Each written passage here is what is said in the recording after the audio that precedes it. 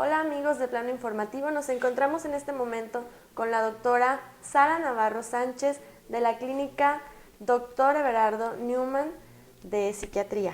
Así es, buenos días, gracias Karina, un gusto estar con todos ustedes aquí en Plano Informativo. Doctora, ¿nos puede platicar cuáles son las situaciones que más atienden en esta clínica?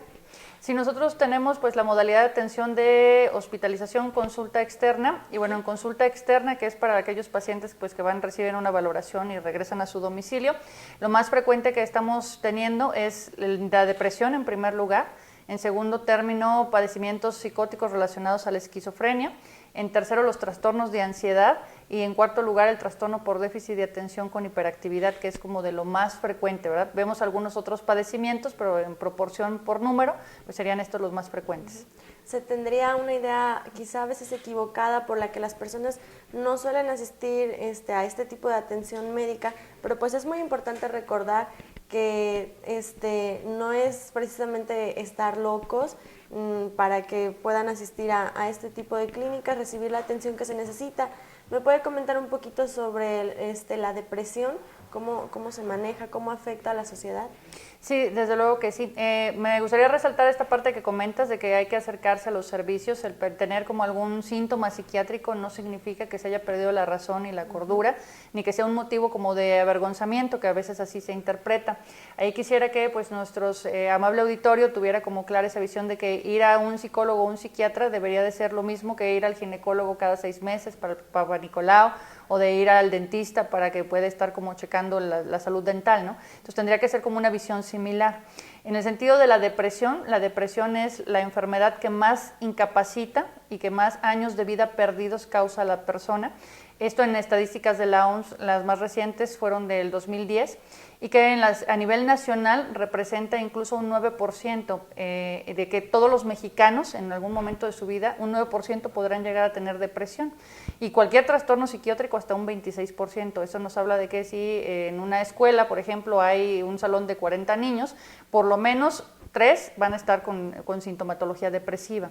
La depresión pues afecta a diferentes ámbitos de la persona, porque no nada más es que tenga un estado de ánimo bajo o triste, se caracteriza por dificultad para concentrarse, con cambios en el apetito, la persona le da más ganas de comer o de repente se le quita el hambre y ya no come, tiene también dificultades para el sueño, puede estar durmiendo todo el día en ocasiones o no dormir nada en la noche, y eso evidentemente empieza a tener un deterioro laboral y social, porque la persona deja de relacionarse porque está agotada, no siente energía, no disfruta las cosas, y entonces pues se va complicando, ¿no? Porque empieza a tener repercusiones en la familia y en el trabajo. Mencionaba que 3 niños de un salón de clases podrían llegar a manifestar depresión. ¿Cómo reconocer que un niño tiene depresión? Porque es más difícil que a veces hablen sobre sus emociones. Sí, tienes toda la razón. La población infantil es un caso muy particular porque el niño no dice abiertamente estoy triste. Y a veces los primeros cambios para que un padre de familia se alarme o se alerte es cambios en el comportamiento del niño. Por ejemplo, el niño se empieza a aislar. Antes era un niño que se juntaba mucho con los amiguitos y después ya no se junta con nadie. Empieza a bajar calificaciones. Rendimiento el escolar en general, los maestros también lo observan, empieza a estar más irritable. A veces es muy común que el niño no diga estoy triste, pero estoy irritable, está enojón, de todo le contesta a los maestros, en la casa no convive. Y esa es como un síntoma que pueden hacer pensar, ¿no? Hay manifestaciones indirectas que nos pudieran hablar también de que el niño pudiera estar teniendo un problema del estado de ánimo, ¿no? Por ejemplo, hay niños muy ansiosos. Si el niño ya controlaba esfínteres y de repente se empieza a hacer pipí de la noche en la cama, pues es un dato indirecto de muchísima ansiedad, ¿no? Y eso nos dice, es otro dato de alarma, algo le pasa al niño, pudiera estar deprimido o pudiera estar muy ansioso. Que el niño se coma las uñas, que se arranque el cabello, que por ejemplo en los juegos, que esté con los compañeritos o en la casa con los hermanos y de repente menciona de que no, se brinca y se va a morir y cuestiones por el estilo. Además de los cambios de conducta, ¿verdad? Un solo síntoma pues no es como específico para diagnosticar, pero si el padre de familia va viendo que el niño ya deja de tener amiguitos, que ya no le llama la atención salir, que va mal en la escuela, que aparte está muy ansioso, que se hace pipí en la noche, que se le ve muy enojón, pues ya son como una serie de conductas que indican algo está pasando, muy probablemente pudiera estar deprimido. Bueno, pues es muy importante estar atento a todos estos cambios que van manifestando los niños.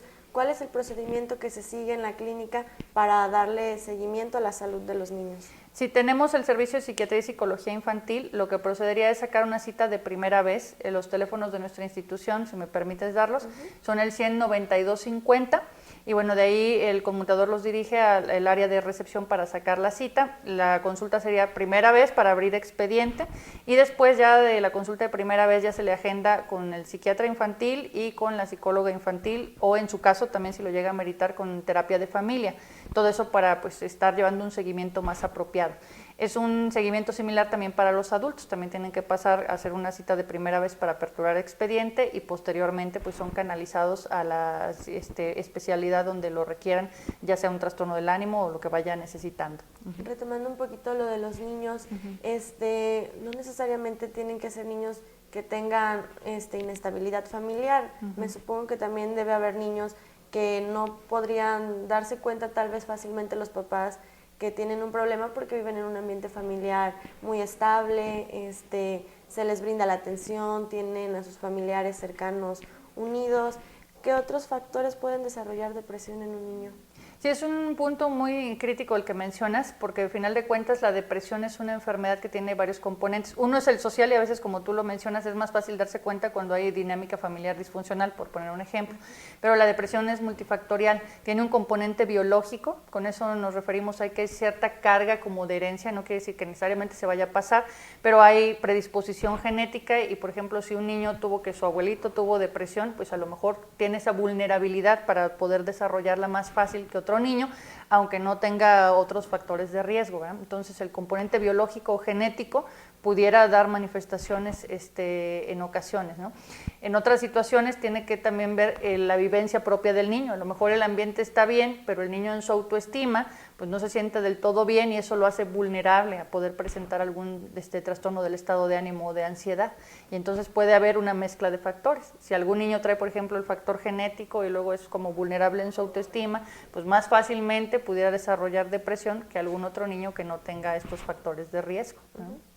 ¿Tiene cura la depresión en los niños o es algo con lo que van a tener que ir viviendo en su vida, recaer de vez en cuando, o se puede superar poco a poco conforme van creciendo?